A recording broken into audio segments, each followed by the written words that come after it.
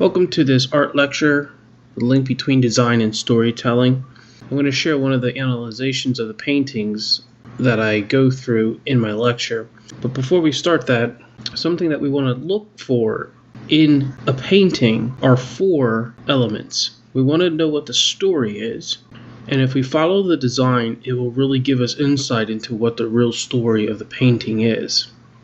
Oftentimes, if you only look at the noun or the subject or what's being represented, it doesn't tell the story. You have to know how to read the verbs.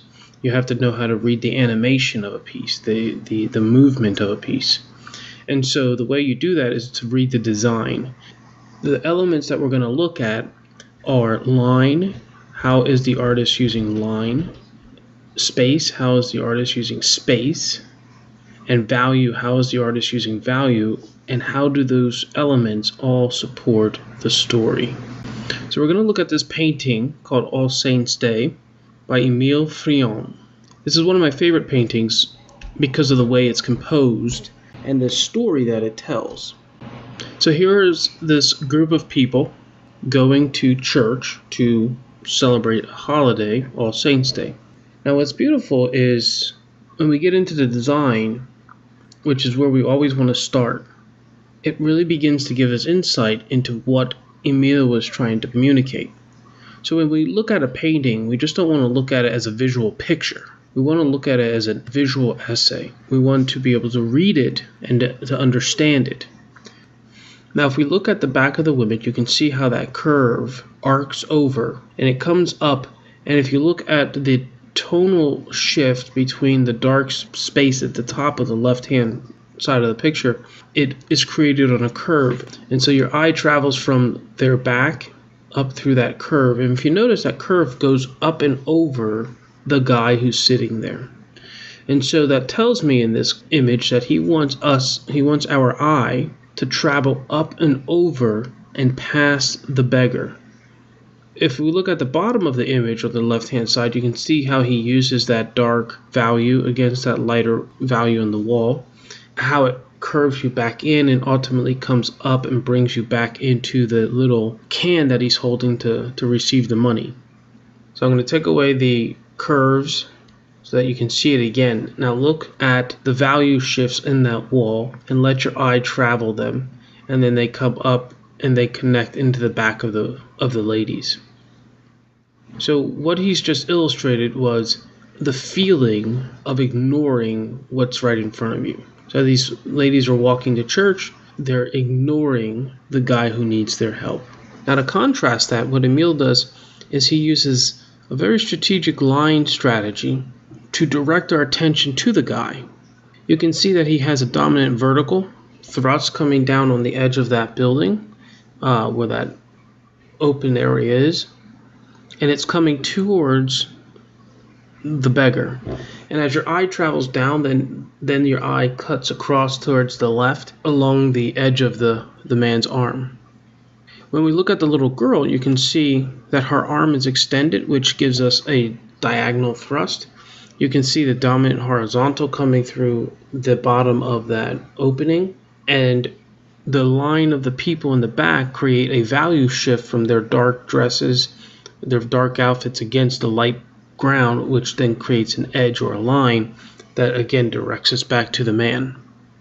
So what that shows us is that there is an attention that's going to the man, and that attention is coming from the girl. This isn't accidental, this is intentional, and I will reveal to you why later. Where we want to go next is we want to look at the space. How did Émile manage the spaces to tell the story? And again, the story here is really the separation of the adult's religiosity, because they just keep passing this man in need.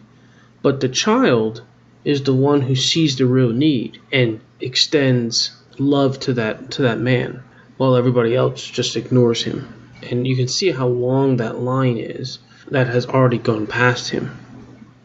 So here we have a rectangle, which is the size of the piece. And in each rectangle, you're going to have four angles. The first angle is you're going to have a vertical, 90 degrees. You're also going to have a 180 degree, which is your horizontal. And then you're going to have two crisscrossing dominant diagonals. Now, if it's going from the top left to the bottom right, we call that a sinister angle.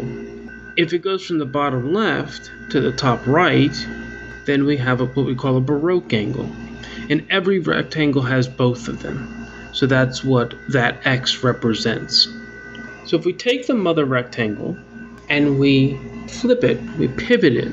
So in this case, it's a horizontal landscape, and we pivot it and we shrink it down so now the new height of that rectangle is the same height as the mother, and we butt it up against the left side.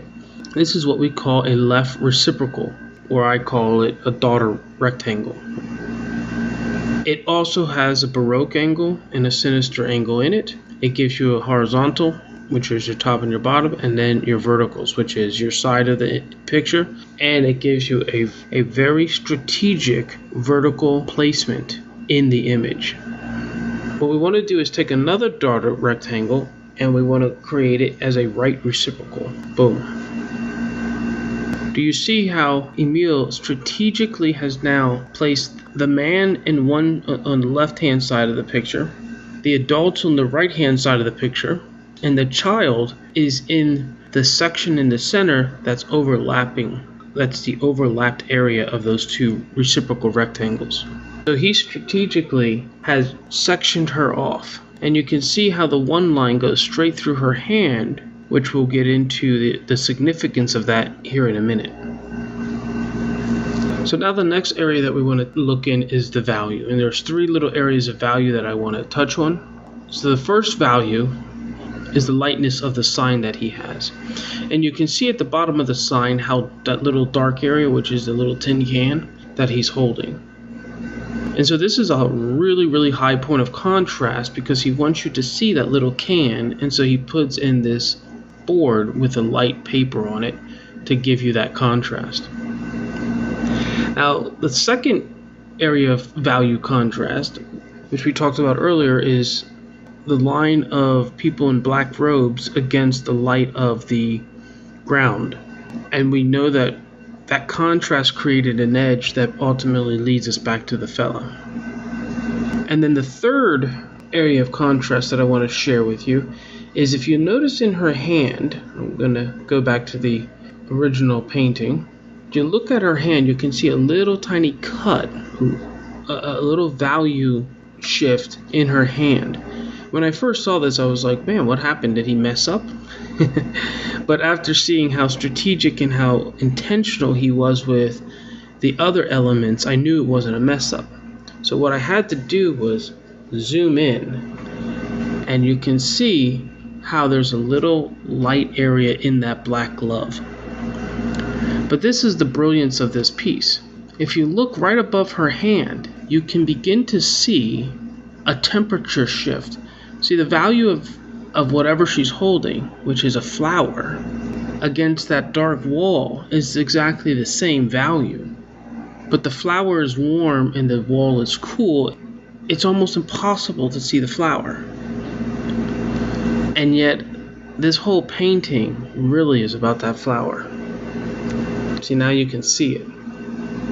The women are carrying all these big bouquets of flowers, ignoring the man, going to give it to the All Saints' Day and to the church for the religious traditions and rituals and whatnot. But the little girl, she wants to give one little flower to make this man's day a little brighter.